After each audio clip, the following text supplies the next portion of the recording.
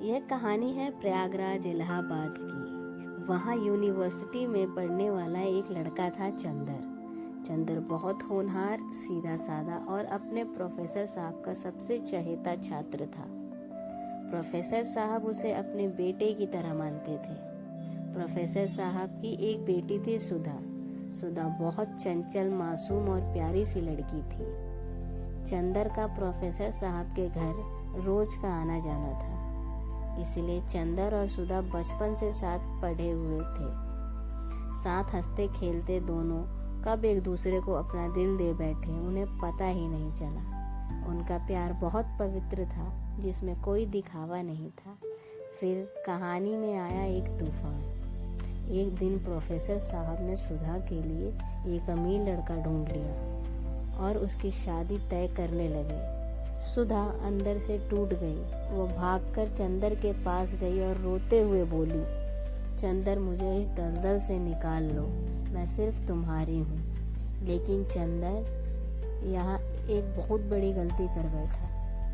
वह सोचने लगा, प्रोफेसर साहब ने मुझ पर इतना भरोसा किया, मुझे बेटे जैसा माना। अगर आज मैं उनकी बेटी का हाथ मांगूंगा तो समाज क्या कहेगा? मैं उनके भरोसों का कत्ल नहीं कर सकता।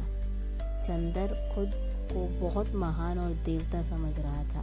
उसने पत्थर दिल बनाकर सुधा से कहा, तुम्हें पापा की खुशी के लिए यह शादी करनी होगी।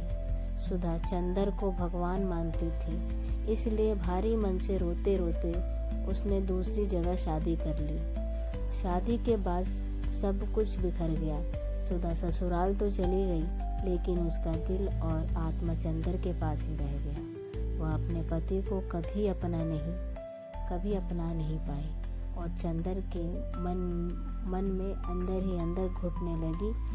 धीरे धीरे वो बहुत बीमार रहने लग गई। दूसरी तरफ सुधा को विदा करने के बाद चंदर को एहसास हुआ कि उसने कितनी बड़ी गलती कर दी। उसका वह महान बनने का भूत उतर चुका था।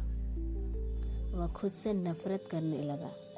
इस गम को भुलाने के लिए उसने शराब का सहारा लिया और पम्मी नाम की एक दूसरी लड़की के साथ गलत रास्ते पर निकल गया।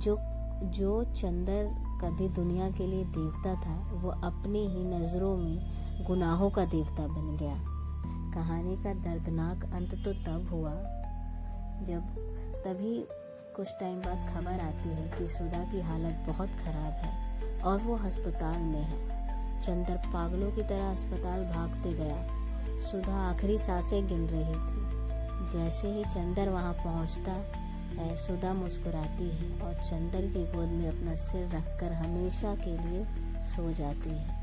मरते दम तक उसके दिल में चंदर के लिए कोई नफरत नहीं थी।